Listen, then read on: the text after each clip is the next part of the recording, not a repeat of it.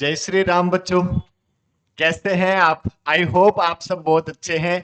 और आज हम स्टार्ट करने वाले हैं कक्षा 10 गणित का चैप्टर नंबर 4, द्विघात समीकरण। तो देखो, द्विघात समीकरण जो है वो आपके लिए बड़ा इंपॉर्टेंट चैप्टर है। और द्विघात समीकरण जो है आगे आने वाले आपकी कोई भी कंपटीशन के एग्जाम दोगे सब में बहुत काम आता है। और ये द्विघात समीकरण हमने तो दूसरी जो प्रश्नावली थी उसमें भी पढ़ा, आपके 11th में भी काम आएगा, आपके 12th में भी काम आएगा।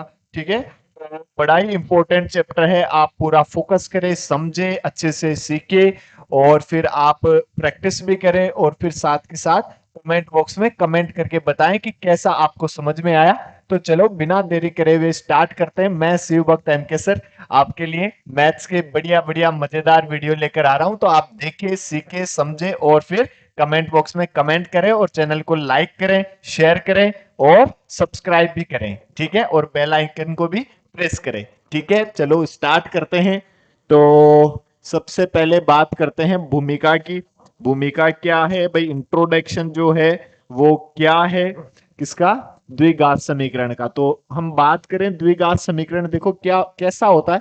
हमने प्रश्नावली 2 में पढ़ा बहुपद के बारे में। तो बहुपद क्या होता है? ऐसा बीजगणितीय व्यंजक जिसमें चर की घात हमेशा धनात्मक पूर्णांक हो। ठीक है, तो यदि मान लो कोई द्विघाती बहुपद है, ठीक है, उसको या किसी भी बहुपद को हम किसी भी नंबर के बराबर कर दें, या तो आप किसी भी नंबर के बराबर कर दो या किसी बहुपद के बराबर कर दो, तब वो इक्वेशन बन जाती है, समीकरण बन जाता है। समीकरण मतलब किसी के इक्वल लिखा हुआ है। ठीक है, कोई भी बहुपद बराबर किसी भी के इक्वल लिख देंगे तो फिर वो क्या बन जाता है? समीकरण बन जाता है। जैसे हम बात करें द्विघात समीकरण की, तो a x square plus b x plus c, ये क्या है? द्विघाती बहुपद है। ठीक है, और इसको यदि हम बराबर 0 कर दें तो ये द्विघात समीकरण बन गया। ठीक है, और इसके बारे में हमने दूसरे चैप्टर में जो प्रश्नावली 2 में पढ़ा था, देखो एल्फा प्लस बीटा बराबर तो क्या होता है? माइनस बी बाई ए। और एल्फा इंटू बीटा बराबर क्या होता है? सी बाई ए। एल्फा और बीटा क्या है? इस बहुपद के क्या है? शून्यक, या इस द्विघात समीकरण के शून्यक। शून्यक क्या होते हैं? चर का ऐसा मान जिसको बहुपद में रखने पर पूरे बहुपद का मान 0 हो जाए तो उसको क्या कहते हैं? शून्यक कहते हैं। शून्यक कह दो, हल कह दो, मूल कह दो, सारी एक ही बात है। ठीक है, और हमने देखो एक जो गुणनखंड विधि से सोल्व करना भी सीखा, देखो। ठीक है, तो कोई भी जैसे और हम बात करें, इसमें एक्स स्क्वायर का गुणांक क्या है? ए है। एक्स का गुणांक क्या है? बी है। और अचर संख्या क्या है? सी है। तो हम ये भी लिख सकते हैं, देखो एक्स स्क्वायर का गुणांक बराबर ए, एक्स का गुणांक बराबर बी, और अचर संख्या ये क्या है? सी। ठीक है, तो ऐसे मतलब एक्स स्क्वायर किससे गुणा हो रहा है? ए से गुणा हो रहा है। एक्स किससे गुणा हो रहा है? बी से गुणा हो रहा है। सी किससे गुणा हो रहा है? सी किसी से गुणा नहीं है, तो हम इसको क्या लिख देंगे? अचर संख्या। ठीक है, तो कोई भी द्विघात समीकरण जो होता है वो द्विघात समीकरण इस टाइप का होता है, a x square plus b x plus c बराबर 0। जैसे मान लो आपको एक कोई ग्राउंड है, आयताकार ग्राउंड है, और इसमें आपको जो है इसकी चौड़ाई, तो आपको बताया कि चौड़ाई जैसे मान लो हमें ये पता करना है कि इस ग्राउंड का जो क्षेत्रफल है वो 300 मीटर स्क्वायर है। ये दिया हुआ है मान लो क्षेत्रफल। तो अब हम इसको द्विघात समीकरण में यदि बनाएं तो कैसे बनाएं? देखो, माना चौड़ाई तो हमने मान ली x, ठीक है, और लंबाई आपको कह रहा है कि चौड़ाई के 2 गुने से 1 अधिक है। ठीक है, लंबाई क्या बता रहा है? इसकी चौड़ाई के 2 गुने से 1 ज्यादा। तो जो लंबाई है, चौड़ाई यदि हमने x माना तो लंबाई कितनी हो जाएगी? इसके 2 गुने 2x, और इसमें एक ज्यादा एक और जोड़ देंगे। मतलब ये तो आपके पास क्या है? 2x प्लस 1, और ये आपके पास क्या है? x। ठीक है, और हम क्या जानते हैं, जो आयत होता है, आयत का क्षेत्रफल क्या होता है, लंबाई गुणा चौड़ाई। तो हम यदि इन दोनों को गुणा कर दें, 2x+1 इंटू एक्स बराबर कितना दिया हुआ है, 300। एक्स से गुणा कर दोगे तो 2x² प्लस एक्स, और 300 को उधर ले जाओ तो माइनस का 300 बराबर 0। ये एक हमारे पास द्विघात समीकरण बन गया। ठीक है, तो इस तरह का होता है द्विघात समीकरण, जिनको हम इस तरह से बनाते हैं। ठीक है, अब आप इसको आगे सोल्व भी कर सकते हैं गुणनखंड विधि से, वो सीखेंगे हम आगे, क्वेश्चन भी करेंगे देखो। ठीक है, तो द्विघात समीकरण होता है क्या है, किसी भी द्विघाती बहुपद को बराबर 0 लिख देते हैं तो वही क्या है, द्विघात समीकरण है। द्विघात समीकरण में क्यों पढ़ते हैं, कैसे, मतलब इस टाइप के क्वेश्चंस को सोल्व करने के लिए हम पढ़ते हैं। यदि द्विघात समीकरण के जो मूल है वो अल्फा और बीटा है, तो हम जानते हैं, दूसरे पार्ट में हमने पढ़ा, अल्फा प्लस बीटा बराबर -b/a, और अल्फा इंटू बीटा बराबर c/a। अब यदि हम और आगे बात करते हैं, तो जैसे द्विघात समीकरण, तो अभी हमने देखा कि द्विघात समीकरण ax² plus bx plus c बराबर 0। इसमें जो x² का गुणांक a है वो कभी 0 नहीं होना चाहिए। ठीक है, यदि a 0 हो जाए, देखो b और c 0 हो सकता है, लेकिन यदि a 0 हो जाएगा तो ये द्विघात कौन बना रहा है, ये x² बना रहा है। यदि x² 0 से गुणा हो जाएगा तो वो तो 0 हो जाएगा। ठीक है, तो ये a जो है वो 0 नहीं होना चाहिए।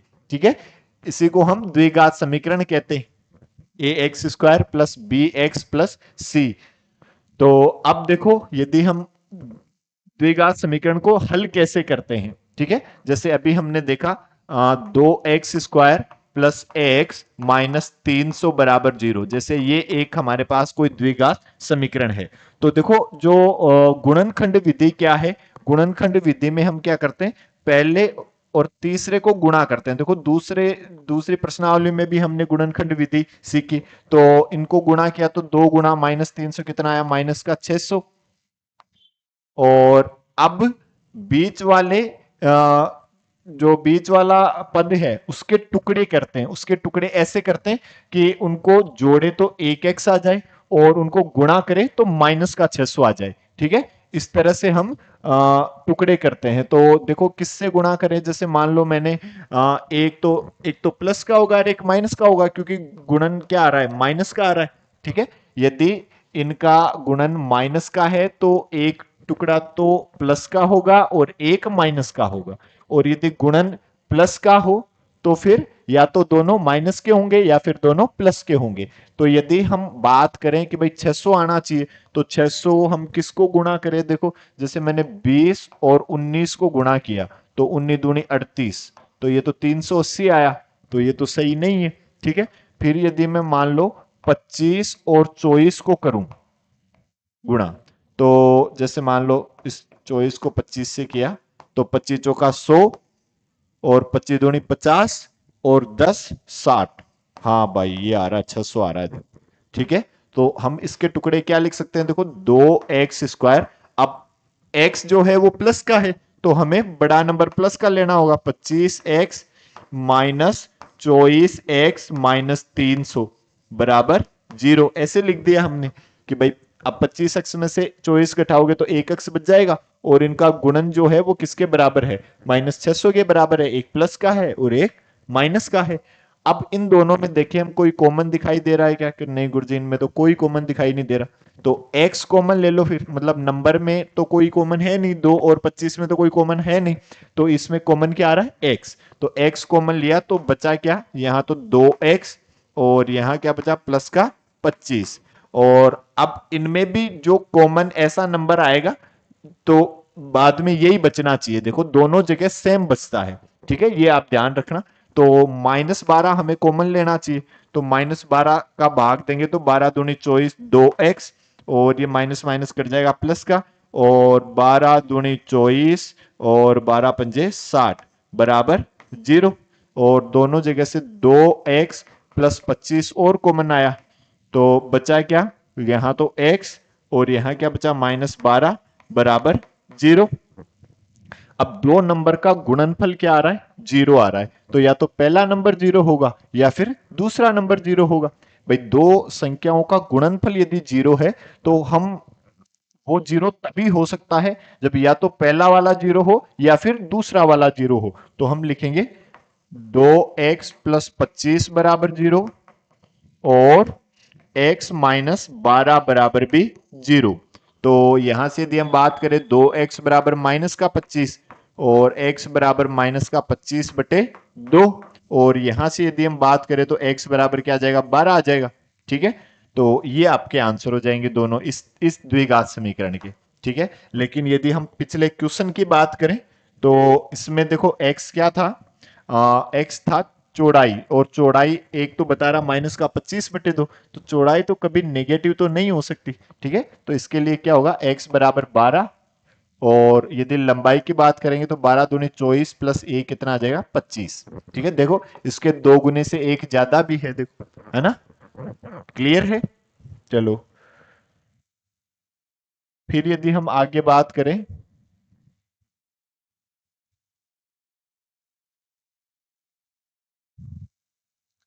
देखो निम्न स्थितियों को गणितीय रूप में व्यक्त कीजिए। आपको इनको गणितीय रूप में व्यक्त करना मतलब आपको पढ़कर द्विघात समीकरण बनाना है। ठीक है, तो जैसे क्या कह रहा है, देखो ये जॉन और जीवंती दोनों के पास कुल मिलाकर 45 कंचे हैं, कांच की गोलियां, है ना। दोनों पांच पांच कंचे खो देते हैं और अब उनके पास कंचों की संख्या का गुणनफल 124 है, 100 नहीं, शायद 324 है।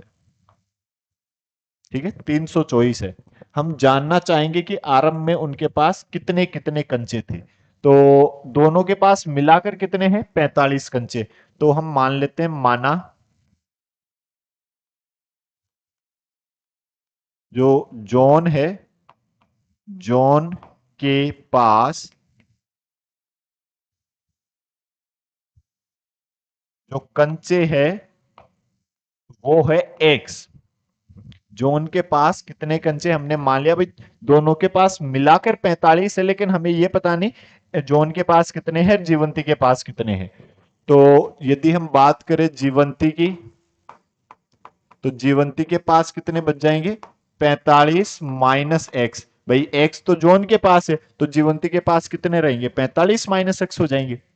अब क्या कह रहा है, दोनों पांच पांच कंचे हो देते हैं। ठीक है, तो पांच पांच कंचे होने के बाद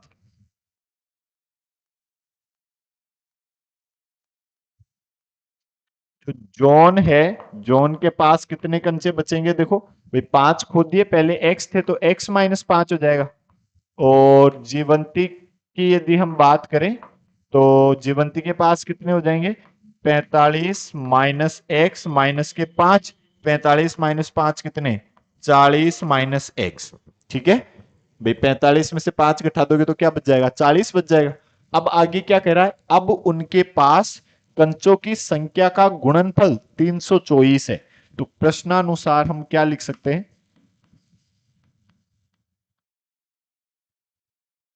कि x -5 गुणा 40 माइनस एक्स बराबर कितना है, 324। ठीक है, x -5 गुणा 40 माइनस एक्स, ये किसके बराबर है, 324 के। तो अब इनको गुणा कर लेते हैं, देखो इनको यदि हम गुणा करें तो x को 40 से किया तो 40x। भाई हम x को एक बार 40 से करेंगे, फिर इससे करेंगे तो ये क्या हो जाएगा, माइनस का x², और -5 को इससे करेंगे तो माइनस का 5 चौका 20, 200, और ये क्या हो जाएगा, प्लस का 5x बराबर 324, ऐसा हो जाएगा। देखो तो ये 40 और 5 कितने, 45x माइनस x² माइनस का 200, नहीं ये 100 ही है, 124 है, सॉरी।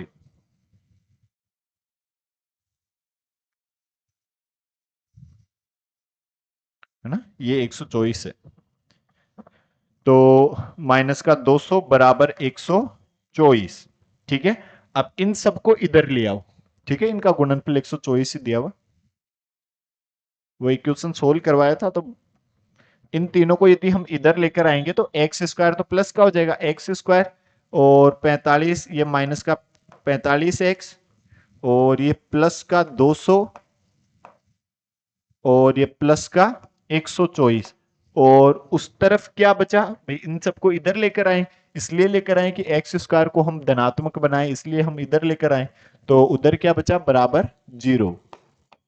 तो हम यदि इनको और सोल्व करें, एक्स स्क्वायर माइनस 45x और ये प्लस का 324 बराबर 0, ऐसा हो जाएगा। देखो अब ये गुणनखंड, अब ये इतना हमें इसको लिखना था कि आरंभ में उनके पास कितने कितने कंचे, हम जानना चाहेंगे कि आरंभ में उनके पास कितने कितने कंचे थे। तो यदि हम इसको आगे सोल्व करें, अब ये जहां तक कह रहा था निम्न स्थितियों को गणितीय रूप में व्यक्त कीजिए, तो ये गणितीय रूप हो गया, पर हम इसको आगे और सोल्व कर लेते हैं, क्या पता क्वेश्चन एग्जाम में तो ऐसे ही पूछ ले कि भाई इसको हल कीजिए।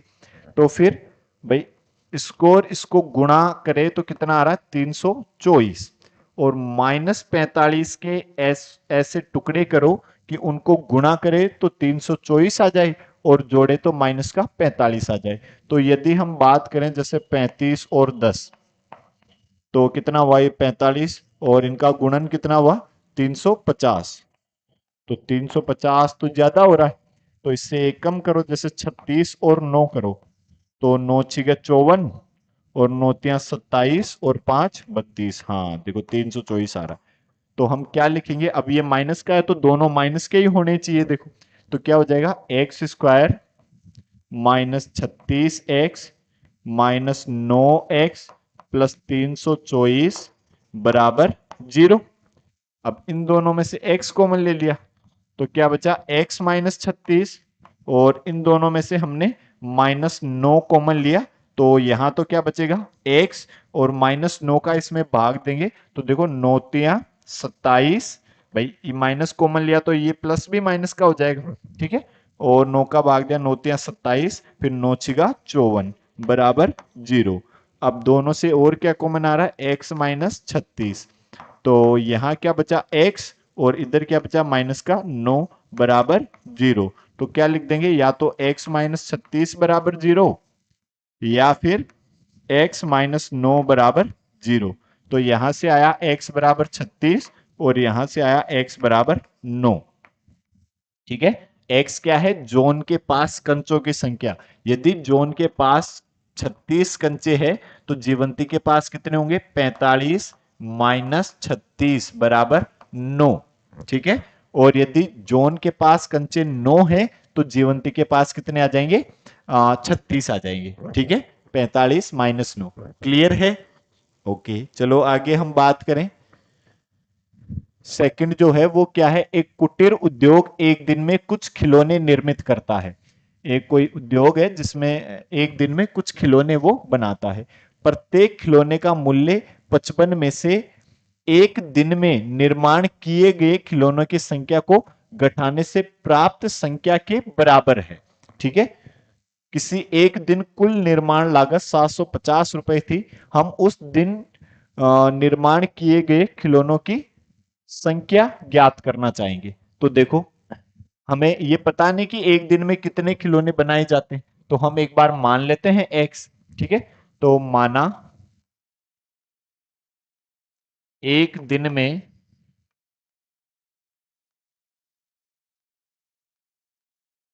निर्माण किए गए खिलौने जो है वो है x, ठीक है। हमने मान लिया कि कितने खिलौने हैं, x खिलौने हैं, ठीक है। और अब क्या कह रहा है, प्रत्येक खिलौने का मूल्य, ठीक है। तो एक खिलौने का मूल्य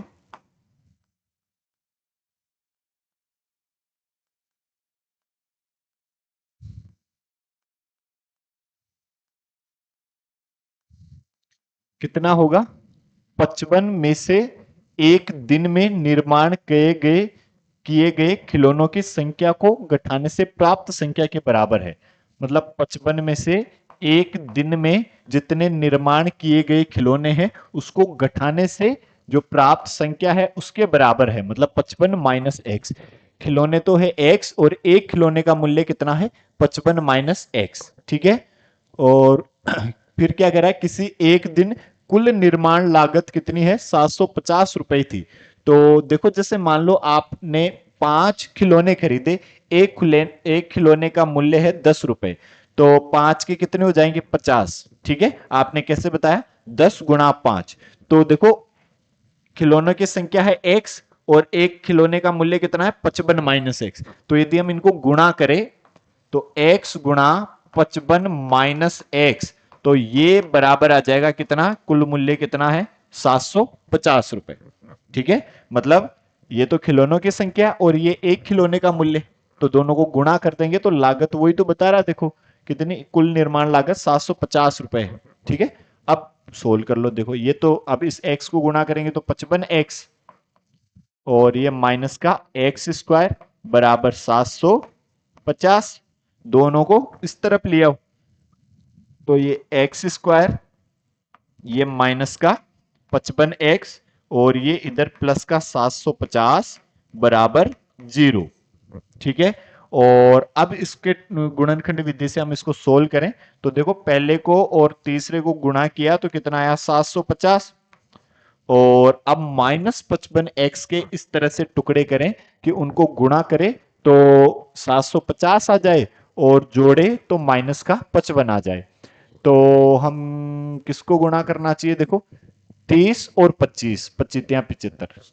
ठीक है, तो जैसे मान लो 25 × 30 करें यदि हम, तो 25×3 = 75, 750। ठीक है, आ रहा है 750।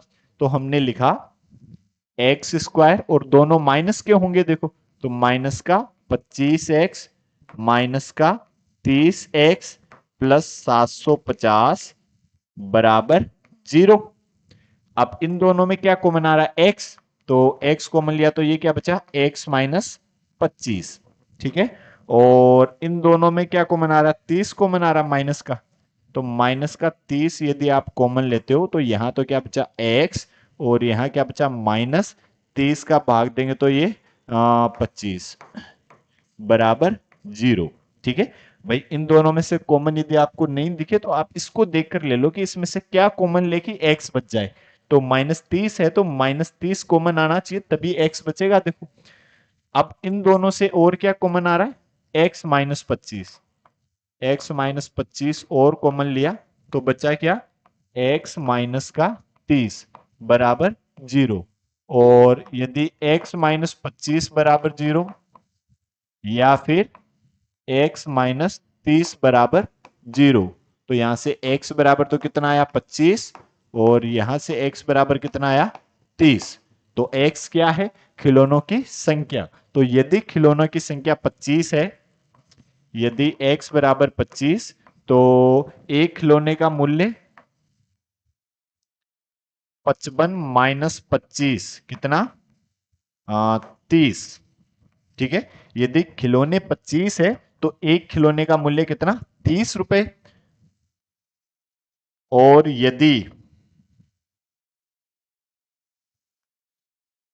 यदि खिलौने का मूल्य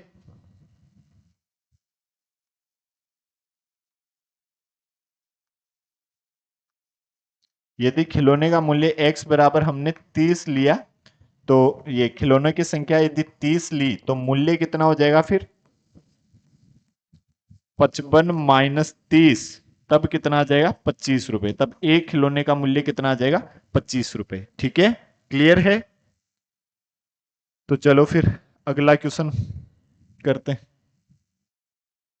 अब क्या कह रहा है, जांच कीजिए क्या निम्न द्विघात समीकरण है या नहीं है। ठीक है, तो द्विघात समीकरण कैसे जांच करेंगे कि यदि x² का टर्म रहे, x² का पद हो तो उसको द्विघात समीकरण कहेंगे। मतलब x² से ज्यादा भी नहीं होना चाहिए, कम भी नहीं होना चाहिए, x² जैसा बचे तो वो द्विघात समीकरण है। और x सभी x की घात धनात्मक पूर्णांक होनी चाहिए। दो आपको चीजें ध्यान में रखनी है। तो देखो पहले तो ये क्या किस टाइप का दिखाई दे रहा, देखो ये दिखाई दे रहा हमें a+b का होल स्क्वायर जैसा, जो हम क्या जानते हैं, a² plus 2ab plus b²। तो यहां लगाया हमने तो x² plus 2ab, 2x × 1 plus 1 का स्क्वायर 1, इक्वल्स टू 2 से गुणा कर दिया, 2x माइनस 2 3 जा 6, ठीक है, मतलब 2 तिया 6। और अब इन दोनों को उधर ले जाओ, तो x square plus 2x plus 1 minus का 2x प्लस का 6 बराबर 0। ये इससे कैंसिल हुआ, तो एक्स स्क्वायर प्लस 1 प्लस 6 कितना, 7 बराबर 0। ये आपका आंसर। तो अब ये बताओ ये द्विघात समीकरण है या नहीं है? इसमें एक्स स्क्वायर का गुणांक है, तो ये द्विघात समीकरण है। शाबाश, हाँ ये द्विघात समीकरण है। फिर यदि हम इसके सेकंड की बात करें, तो इसके सेकंड की यदि हम बात करें तो देखो क्या लिखा हुआ, एक्स स्क्वायर माइनस का 2x, माइनस 2 को अंदर गुणा कराते तो माइनस का 6 और माइनस माइनस प्लस का 2x। तो अब इन दोनों को भी उधर ले जाओ, तो एक्स स्क्वायर माइनस 2x, ये तो प्लस का 6 और ये उधर गया तो माइनस का 2x बराबर 0। ये एक्स स्क्वायर -2 -2 माइनस का 4x प्लस का 6 बराबर 0। ये भी द्विघात समीकरण है क्या? हाँ गुरुजी, ये भी द्विघात समीकरण है। क्यों? क्योंकि इसमें भी एक्स स्क्वायर का पद है।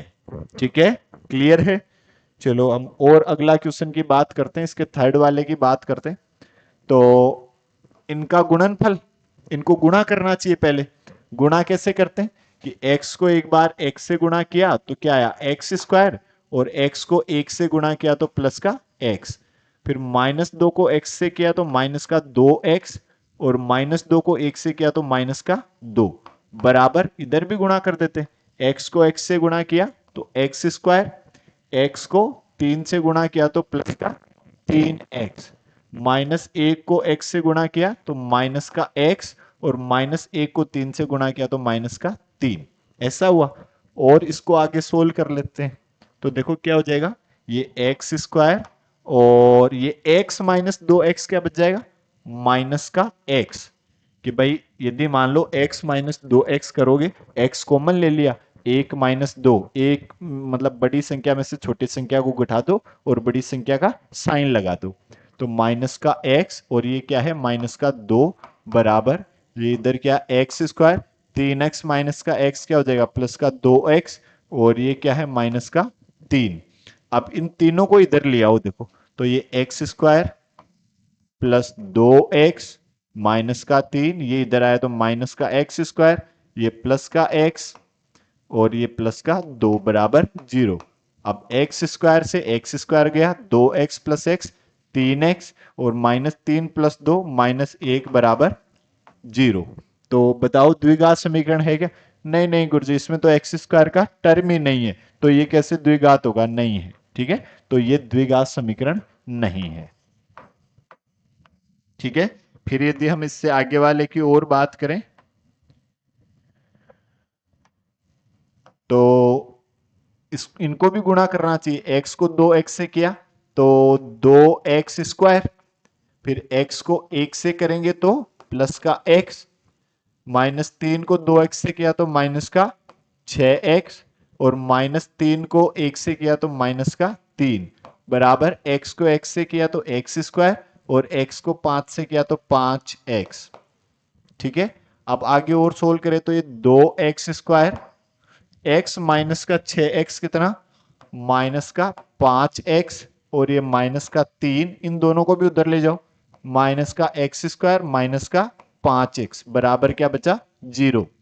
2x स्क्वायर माइनस का x स्क्वायर क्या बचा, x स्क्वायर, माइनस के 5x माइनस के 5x माइनस का 10x, और ये माइनस का 3 बराबर 0। तो बताओ क्या द्विघात समीकरण है? हाँ ये द्विघात समीकरण है। कैसे पता चला? एक्स स्क्वायर का पद इसमें बच रहा है। ठीक है, तो इसके लिए क्या कहेंगे, हाँ गुरुजी ये एक द्विघात समीकरण है। ठीक है, और हम यदि आगे और बात करें तो ये इसको इससे गुणा किया x से तो क्या हो जाएगा, 2x स्क्वायर, 2x को इस -3 से किया तो माइनस का 6x, -1 को x से किया तो माइनस का x, और -1 को -3 से किया तो प्लस का 3। ठीक है, बराबर, और x को x से गुणा किया तो x स्क्वायर, x को -1 से गुणा किया तो माइनस का x, 5 को x से गुणा किया तो प्लस का 5x, और 5 को -1 से गुणा किया तो माइनस का 5। अब और आगे यदि हम सोल्व करें तो देखो 2x² माइनस का 6x माइनस का x माइनस का 7x और प्लस का 3 बराबर, ये क्या हुआ x², और 5x में से 1x को घटाओगे तो 5x माइनस x, 5 टमाटर माइनस 1 टमाटर, तो कितना 4 टमाटर। ठीक है, तो मतलब कितना आ जाएगा प्लस का 4x, और ये क्या है इधर माइनस का 5। अब इन सबको ही उधर ले जाओ, तो उधर लेकर जाएंगे तो इधर पहले से क्या है 2x² माइनस का 7x प्लस 3, ये उधर जाएगा तो माइनस का x², ये माइनस का 4x और ये प्लस के 5 बराबर 0। 2x² माइनस का x² क्या बचा x², माइनस के 7x माइनस के 4x माइनस का 11x, 3 प्लस 5 कितने +8 बराबर 0। तो ये क्या है द्विघात समीकरण है। हाँ क्यों, क्योंकि इसमें x² का पद बच रहा है। ठीक है,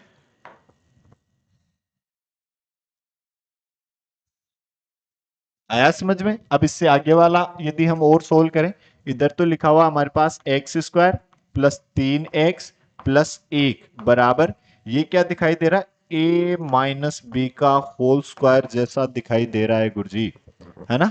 तो a माइनस बी का होल स्क्वायर क्या जानते हैं, a² माइनस 2ab प्लस का b², ये जानते हैं।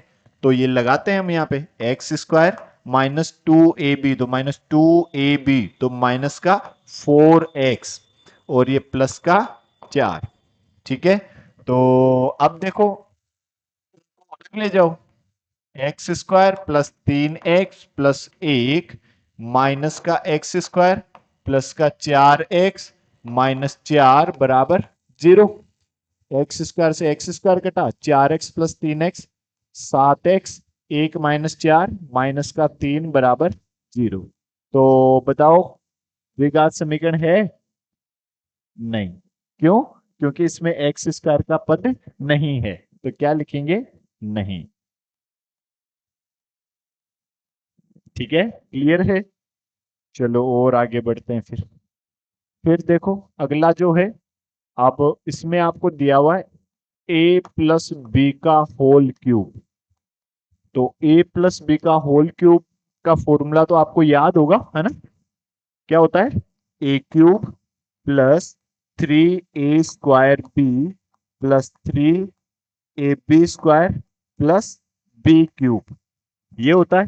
तो ये लगाया हमने यहाँ पे x³ plus 3a² x² into B plus 3x into 2 का होल स्क्वायर प्लस b³ मतलब 2 का क्यूब बराबर, इसको मल्टीप्लाई किया 2x³ माइनस का 2x। ठीक है, तो ये x³ प्लस 3x, ये 3 दूनी 6x², ये 4 4 तियां 12 प्लस का 12x और 2 का क्यूब कितना 8।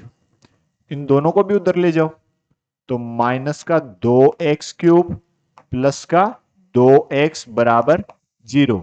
तो देखो x³ और माइनस का 2x³, तो माइनस का x³ बच जाएगा। देखो ठीक है, आप ऐसे समझ लो जैसे ये x³ माइनस 2x³ है, तो ये क्या है 1x³। तो देखो माना x³ बराबर टमाटर, 1 टमाटर माइनस 2 टमाटर, 1 टमाटर में से 2 टमाटर गए तो ये तो क्या बचेगा माइनस का 1 टमाटर बचेगा, है ना। तो ये तो नहीं होगा सोल्व। देखो सोल्व मतलब कि ये तो इसमें x³ का टर्म बच रहा है, माइनस x³ का पद बच रहा है। और आगे और सोल्व कर लो, प्लस का 6x² और ये 12x प्लस का 2x कितने 14x प्लस 8 बराबर 0।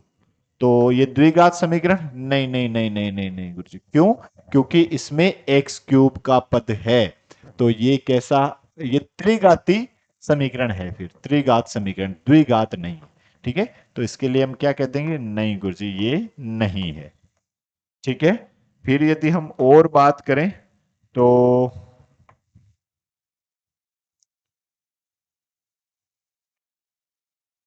तो जैसे ये लिखा हुआ है, तो यदि हम इसमें a माइनस बी का होल क्यूब जैसा बता रहा है, देखो ये हम क्या जानते हैं, a cube minus 3a² b plus 3ab² minus b cube. ठीक है, ये होता है a माइनस बी का होल क्यूब। तो आप इसको सोल्व करते हैं, देखो x cube -4x² minus x plus 1 बराबर एक्स का क्यूब, तो ए क्यूब मतलब एक्स का cube -3a² b plus 3ab² और माइनस का बी का क्यूब। ठीक है, तो क्या है आपके पास, एक्स क्यूब -4x² माइनस का एक्स प्लस 1 बराबर इधर क्या है, एक्स क्यूब और ये माइनस का 6x², 3 दूनी 6 और ये 2 का स्क्वायर 4, 4 तिया 12x प्लस का 12x और ये माइनस के 8। ठीक है, और ये एक्स क्यूब से तो एक्स क्यूब कट जाएगा, देखो उधर भी है उधर भी है, अब इनको उधर ले जाओ सबको, तो ये प्लस का हो जाएगा 6x² और ये माइनस के 4x², ये माइनस का x प्लस का 1 और ये माइनस के 12x और प्लस का 8 बराबर 0।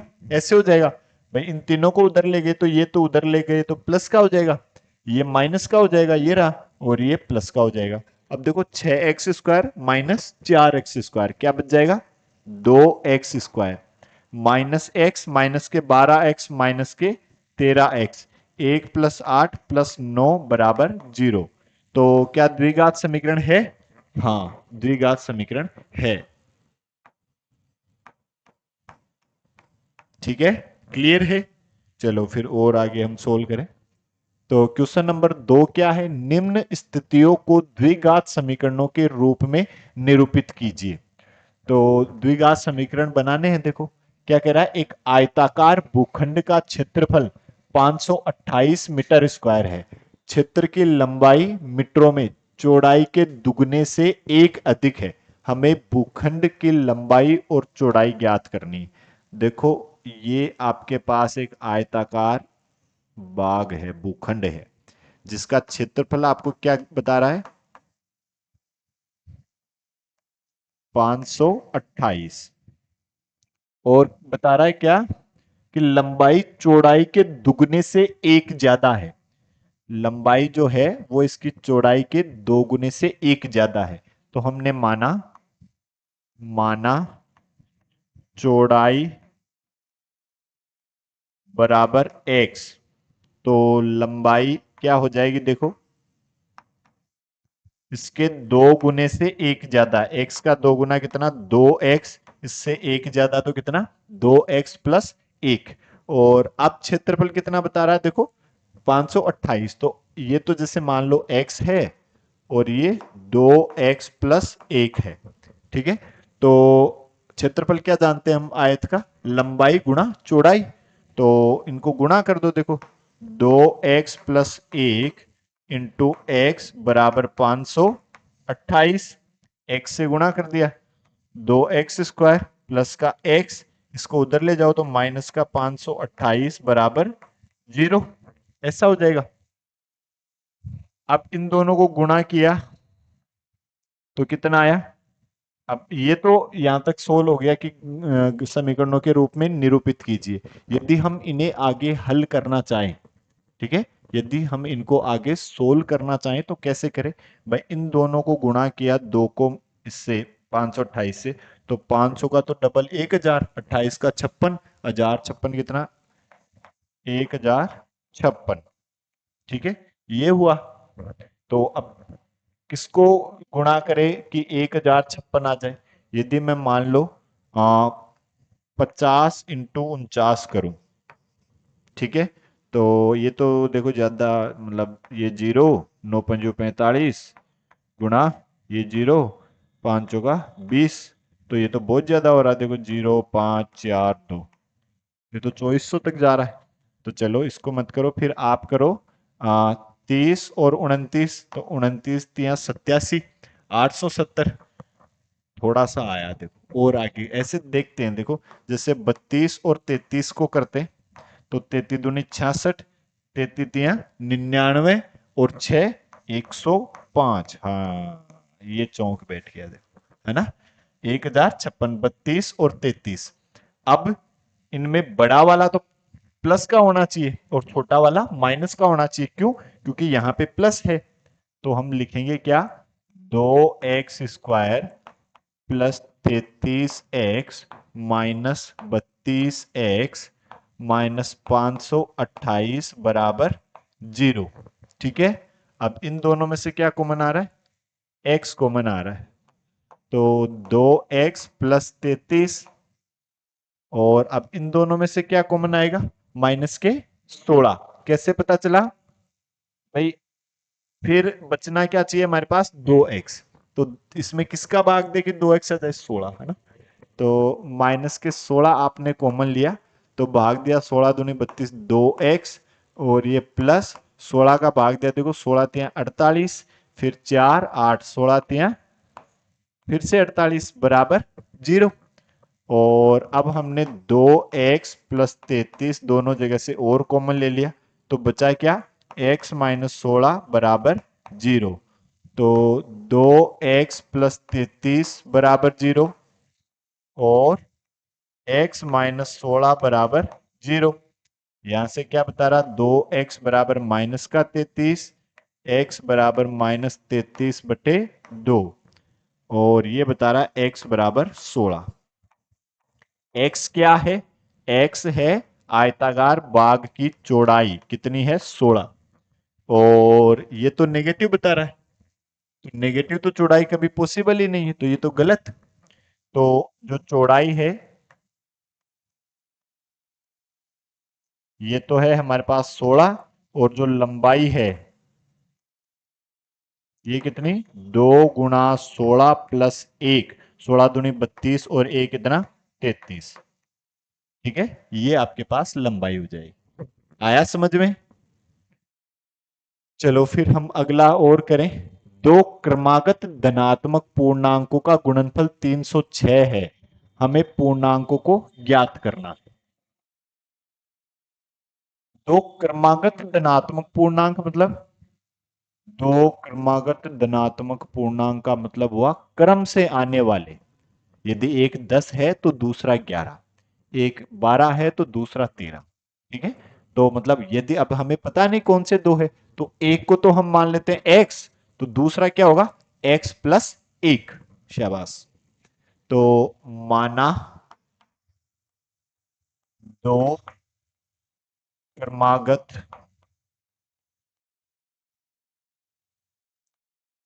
धनात्मक पूर्णांक x कोमा x प्लस 1 है, ये हमने मान लिया है ना। अब क्या कह रहा है, इनका गुणनफल बता रहा है कितना, 306।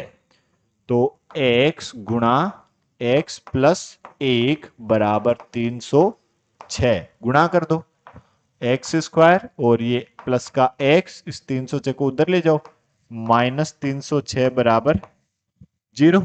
ऐसा हुआ देखो है ना। तो अब इसके टुकड़े करें भाई, इन दोनों को गुणा किया तो कितना आया, माइनस का 306। क्या आया, माइनस का 306।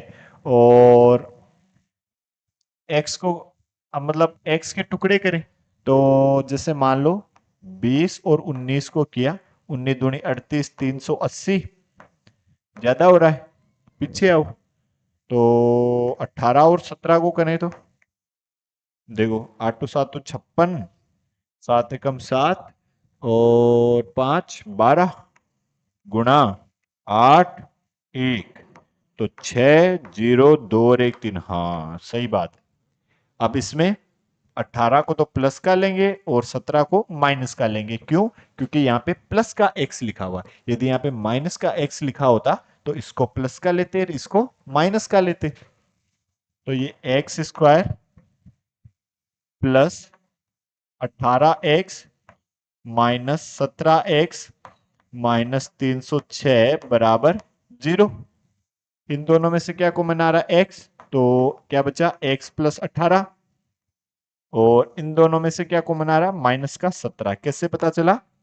यहां x बचा हुआ है तो हमें भी x बचाना है, तो माइनस 17 कॉमन लेना।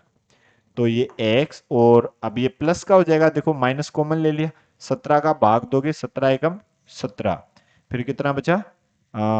13 136, तो 17 अंटे 136 बराबर 0। अब दोनों जगह से और क्या कॉमन आ रहा है? x प्लस 18, तो बचा क्या? x माइनस 17 बराबर 0। तो या तो x प्लस 18 बराबर 0 या फिर x माइनस 17 बराबर 0। यहां से आया x बराबर माइनस 18, यहां से आया x बराबर 17।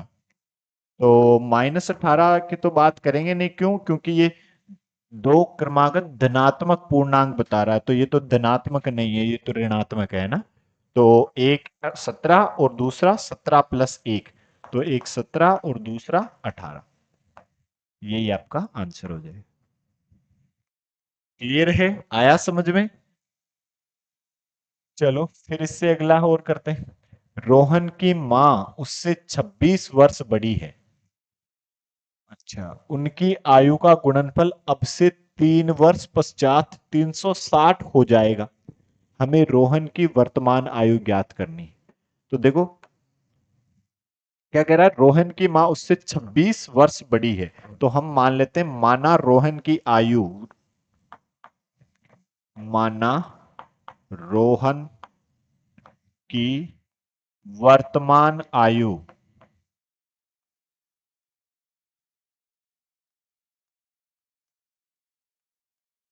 बराबर कितना है? x। ठीक है, तो उसकी मां की आयु कितनी होगी?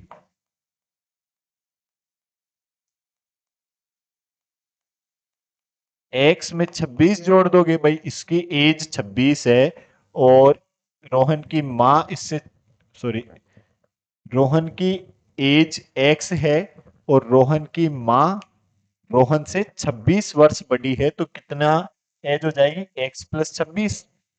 अब क्या कह रहा है? अब से 3 वर्ष पश्चात, तो देखो 3 वर्ष पश्चात रोहन की एज क्या होगी? x plus 3। भाई 3 साल बाद कितना हो जाएगा? 3 प्लस 3 और जुड़ जाएंगे। और मां की आयु, ये x प्लस 26 प्लस 3, ये भी 3 साल और बड़ी हो जाएगी, है ना। तो ये कितना आया? x plus 29। फिर क्या कह रहा है? गुणनफल 360 है, तो अब इन दोनों का गुणनफल कर दो, तो x प्लस 3 गुणा x प्लस 29 बराबर 360। ठीक है, अब इनको गुणा किया तो x को x से किया तो x स्क्वायर, x को 29 से किया तो प्लस का 29x, 3 को x से किया तो प्लस का 3x, और 3 को इससे किया तो 29×87। ठीक है, इस 360 को भी उधर ले जाओगे तो माइनस का 360 बराबर 0। एक्स स्क्वायर प्लस ये कितना हो जाएगा? 32x, और अब इसमें से 87 घटाओगे तो 60 तो वो गए, और 27 घटाओगे तो कितना बच जाएगा? 73, है ना। हाँ, माइनस का 273 बराबर 0। भाई 360 में से 87 घटा दो और बड़ी संख्या का चिन्ह लगा दो, माइनस लगा दो। ठीक है, और अब हम इन दोनों को गुणा किया तो कितना आया? 273। अब 32x के इस तरह से टुकड़े करो कि उनको गुणा करने से कितने आ जाए? माइनस का 273। तो माइनस से पता चल रहा है कि एक तो प्लस का होगा और एक माइनस का होगा। बड़ा वाला तो प्लस का होगा और छोटे वाला माइनस का होगा। तो देखो जैसे मैं बात करूं 40 और 8 की, तो 8 चौक 32, 320 ज्यादा हो रहा है देखो, है ना। तो हम बात करें यदि 39 और 7 की, तो 9 संता 63, 7 या 21 और 6 27, 273 आ रहा है। तो टुकड़े क्या हो जाएंगे, 39 और 7। 39 तो प्लस का और 7 माइनस का। तो देखो क्या लिखेंगे, x square plus 39x minus के 7x माइनस 273 बराबर 0, ऐसा लिख देंगे देखो।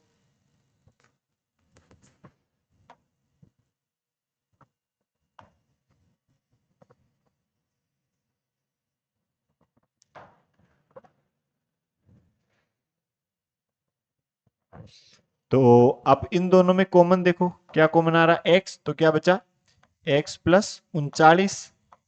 इन दोनों में से क्या कॉमन आएगा, माइनस का 7, क्यों, क्योंकि x बचना चाहिए। तो यहां तो x बचा, इसको डिवाइड कर दो। तो 7 या प्लस का 7 या 21, 3 और 21 तो 6, 3 9 संता 63 बराबर 0। अब दोनों से और क्या कॉमन आ रहा है, x प्लस 39। तो बचा क्या, x माइनस 7 बराबर 0, और x प्लस 39 बराबर 0, या फिर x माइनस 7 बराबर भी 0। ये बता रहा है x बराबर माइनस का 39, और ये बता रहा है x बराबर प्लस का 7। अब x क्या है, रोहन की वर्तमान आयु। नहीं नहीं नहीं गुरुजी, कोई ऋणात्मक आयु कैसे हो सकती, कोई माइनस 39 साल का तो नहीं है ना। तो x का मान कितना आया, रोहन की आयु जो है वो, हमें रोहन की वर्तमान आयु ज्ञात करनी है। तो रोहन की वर्तमान आयु कितनी है, 7 वर्ष। और यदि हम उसकी मां की आयु की बात करते, तो 26 में 7 और जोड़ दो, कितना हो जाएगा, 4 3 7 33 वर्ष। ठीक है, क्लियर है। चलो अगला जो क्वेश्चन है फोर्थ वाला, एक रेलगाड़ी 480 किलोमीटर की दूरी समान चाल से तय करती है। ठीक है, यदि इसकी चाल 8 किलोमीटर पर आवर कम होती, तो वह उसी दूरी को तय करने में 3 घंटे अधिक लेती। हमें रेलगाड़ी की चाल ज्ञात करनी। देखो जैसे मान लो ये स्टेशन है, ये ए है, ये बी है, और ये इनके बीच की दूरी 480 किलोमीटर है। अब जो रेलगाड़ी है वो एक समान चाल से चल रही है देखो, ठीक है, ना बढ़ रही है ना घट रही है। तो हम मान लेते हैं, माना रेलगाड़ी की चाल बराबर x किलोमीटर पर आवर है। ठीक है, x की स्पीड से वो चल रही है। ठीक है, अब यदि हम बात करें, देखो हम क्या जानते हैं, समय बराबर दूरी बटे चाल, या दूरी बराबर चाल गुणा समय। आप ऐसे समझ सकते हैं कि जैसे मान लो आप बाइक चला रहे हैं, है ना, और नहीं चलो गाड़ी चला रहे हैं, 4 व्हीलर चला रहे हैं ना, और आप गाड़ी चला रहे हैं और 60 किलोमीटर पर आवर की स्पीड से चला रहे हैं। तो 2 घंटे में आप कितनी दूर पहुंचेंगे, 1 घंटे में 60 किलोमीटर, दूसरे घंटे में भी 60 किलोमीटर। तो 2 घंटे में 60 प्लस 60 120। तो कैसे पता लगा, 2 गुणा 60, मतलब दूरी बराबर चाल गुणा समय, है ना। तो वही है, दूरी बराबर चाल गुणा समय। तो समय एक बार मैंने मान लिया t है, दूरी कितनी 480, चाल कितनी है x। ठीक है, तो t बराबर लिखा कितना, 480 बटे x। इसको दिया मैंने समीकरण नंबर 1। फिर क्या कह रहा है, यदि इसकी चाल 8 किलोमीटर पर आवर कम होती। ठीक है, यदि 8 किलोमीटर पर आवर चाल 8 किलोमीटर पर आवर कम होती, तो फिर चाल कितनी हो जाती, भाई पहले x थी, x में से 8 गए तो x माइनस 8 बचा, देखो है ना। तो चाल कितनी हुई, x माइनस 8। फिर क्या कह रहा है, तो वह उसी दूरी को तय करने में 3 घंटे अधिक लेती। तो मतलब तब यदि मैं बात करता किसकी, 480 बटे x माइनस 8 की, तो टाइम कितना, पहले से 3 घंटे ज्यादा। पहले कितना लग रहा था t, तो अब कितना लगेगा t प्लस 3। ठीक है, अब समीकरण 1 से मान रख दो, समीकरण 1 से t का मान रख दो। तो t कितना है आपके पास, 480 बटे x प्लस 3 बराबर 480 डिवाइड बाई x माइनस 8। अब इधर क्या करना चाहिए, लघुत्तम लेना चाहिए। तो लघुत्तम लिया आपने कितना, x। तो ये x से x कटा, कितना आया 480 प्लस x में 1 का भाग दिया तो x को 3 से गुणा किया तो 3x बराबर 480 बटे x माइनस 8। ऐसा हो जाएगा, देखो ऊपर से इधर 3 कॉमन ले लो, या फिर चलो क्रॉस मल्टीप्लाई कर दो, या 3 कॉमन भी ले लिया, 3 कॉमन लिया तो यहाँ कितना बचा, 16×3 = 48, 160 प्लस एक्स, और ये उधर गया तो x माइनस का 8, और इस x को इधर भेज दिया तो बराबर 480 गुणा x, क्रॉस मल्टीप्लाई करा दिया। अब इस 3 को इधर ले आओगे तो बटे में आ जाएगा। अब इन दोनों को गुणा कर दो, 160x और ये माइनस का 0, 8×2 = 48, 8 एकम 8 4 12। फिर किससे, इससे कर दिया, अब इसको इससे कर दिया और इसको इससे कर दिया। x को x से किया तो x स्क्वायर, और ये माइनस का 8x बराबर ये कटा कितना, 160x।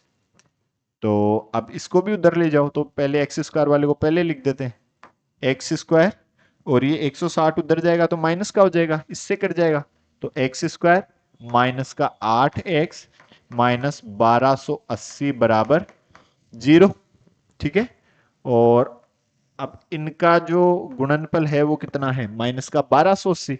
अब -8x के टुकड़े इस तरह से करें कि उनको जोड़े घटाए तो माइनस का 8 आ जाए, और गुणा करे तो 1280 आ जाए। तो जैसे मैं 40 और 32 को गुणा करता हूं, देखो 32 एकम ये 0, और 32 चौक, 32 दूनी 3 दूनी से 64, और 64 दूनी 128, 1280। हाँ यही हमें चाहिए था, देखो है ना। तो क्या लिखेंगे, एक्स स्क्वायर, और ये 8 माइनस का है तो बड़े वाले को माइनस का और छोटे वाले को प्लस का, है ना। तो माइनस का 40x प्लस 32x माइनस 1280 बराबर 0। इसमें से x कॉमन आया तो क्या बचेगा, x माइनस 40, और इसमें से 32 कॉमन आया तो यहां तो x, और 32 का इसमें भाग दोगे तब भी ये कितना बचेगा, 40। और अब दोनों जगह से आपने x माइनस 40 और कॉमन लिया तो बचा क्या, x प्लस 32 बराबर 0। अब हम क्या कहेंगे, या तो x माइनस 40 बराबर 0, या फिर x प्लस 32 बराबर 0। तो यहां से आया x बराबर 40, और यहां से आया x बराबर माइनस का 32। x क्या है, चाल, चाल है तो फिर ये ऋणात्मक तो नहीं हो सकती ना, देखो है ना, चाल ऋणात्मक नहीं हो सकती। तो x बराबर क्या है, 40 किलोमीटर पर आवर। ठीक है, तो उस रेलगाड़ी की स्पीड क्या क्या है, 40 किलोमीटर पर आवर। क्लियर है, आया समझ में। ये आपकी प्रश्नावली 4.1 कंप्लीट हुई, और अगले वीडियो में हम प्रश्नावली 4.2 के उदाहरण सोल्व करेंगे, क्वेश्चन भी करेंगे आगे, है ना।